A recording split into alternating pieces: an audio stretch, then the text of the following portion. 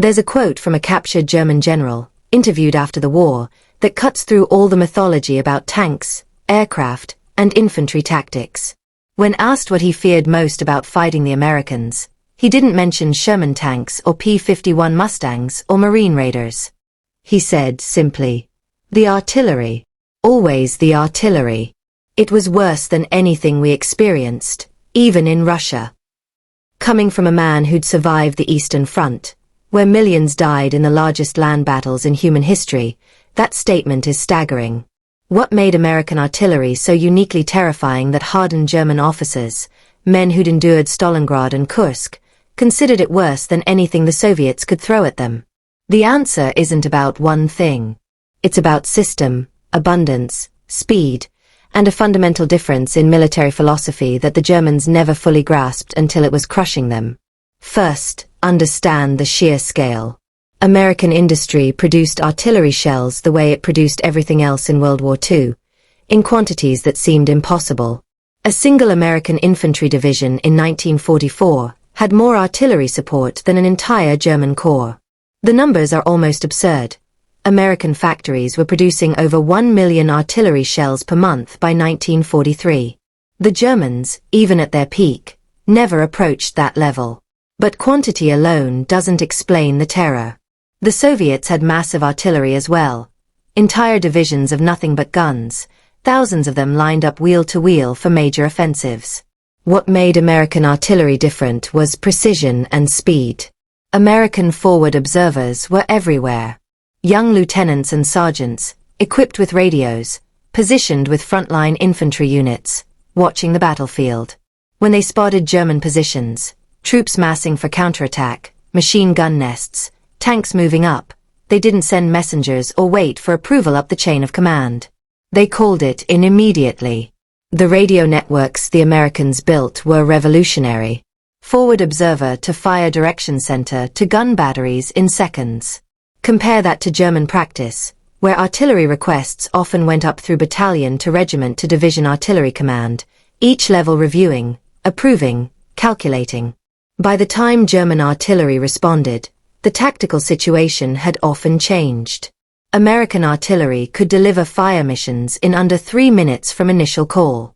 3 minutes from "I see enemy infantry at these coordinates" to shells landing. German generals, accustomed to artillery being a deliberate, planned affair, couldn't comprehend how American shells seemed to arrive almost instantly after their troops were spotted. Then there was the coordination. American artillery wasn't just individual batteries firing independently. It was networked.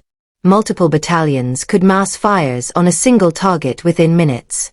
A forward observer might call for fire on a German strongpoint, and instead of just his supporting battery responding, fire direction centers would coordinate 3, 4, 5 battalions, dozens of guns, all dropping shells on the same target simultaneously. The effect was apocalyptic. German soldiers described it as the earth itself exploding. Not scattered shelling, not random bombardment, but concentrated, overwhelming violence focused on exactly where they were. Buildings collapsed. Trenches caved in. Men died not from individual shells but from the combined shockwave of dozens detonating within seconds. The Germans had a term for it. Feuerwalls, fire roller. But even that doesn't capture what American artillery achieved. Soviet Feuerwalls was predictable, planned, part of set-piece offensives. You could prepare for it, take cover, wait it out. American fire missions were responsive, unpredictable. You might be safe one moment and under concentrated fire from 3 battalions the next, because someone with binoculars 2 miles away saw your squad and made a radio call. German generals also noted something else that disturbed them. American artillery wasn't just about destroying targets. It was about controlling the battlefield. American doctrine called for using artillery to shape enemy movement, deny terrain, isolate units. Artillery would drop on crossroads, preventing reinforcements. It would saturate woods where German troops might hide. It would follow retreating units, turning organized withdrawal into panicked rout. The Americans had developed techniques the Germans struggled to counter. Time-on-target missions, where shells from different batteries, fired at different times, all arrived simultaneously. No warning, just instant devastation. VT proximity fuses that detonated shells above ground, creating airbursts that shredded troops in trenches or foxholes. Forward observers calling for shake-and-bake missions. White phosphorus mixed with high explosive, burning and blasting simultaneously. A German officer, captured in France in 1944, told his interrogators, "We could deal with your infantry. We could deal with your tanks. But the artillery, we never knew when it would come, how much, from where. It was everywhere, always. We couldn't move without it finding us. We couldn't mass for counterattack without being destroyed before we even engaged. It made fighting impossible." That word, impossible, appears repeatedly in German accounts. Not difficult, not costly, but impossible. American artillery made basic military operations unworkable. In the Hurtgen forest, German defenders watched American artillery systematically destroy every building, every bunker, every covered position in sectors marked for attack.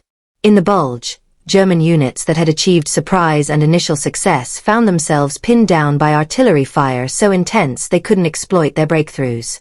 In the drive across France, German commanders couldn't organize defensive lines because American artillery observers would spot concentrations and call down fire before positions could be properly prepared. The psychological effect compounded the physical destruction. German soldiers became afraid to move, afraid to mass, afraid to do anything that might draw the attention of those American forward observers and their terrifyingly responsive artillery. Units became paralyzed, unable to execute basic tactics because any concentration of forces invited obliteration. One German general, asked after the war what single change might have altered the outcome on the Western Front, said, "If we could have neutralized American artillery, everything else would have been manageable. But we never found a way. They had too much, too responsive, too accurate. It was like fighting against thunder itself." American artillery didn't just kill German soldiers. It broke German military effectiveness at a fundamental level, made their doctrine unworkable, turned their defensive tactics into death traps. It was systematic, industrial, overwhelming violence applied with precision and speed that the Germans, even with their vaunted military professionalism, couldn't counter. That's why it was worse than hell. Hell, at least, might eventually end.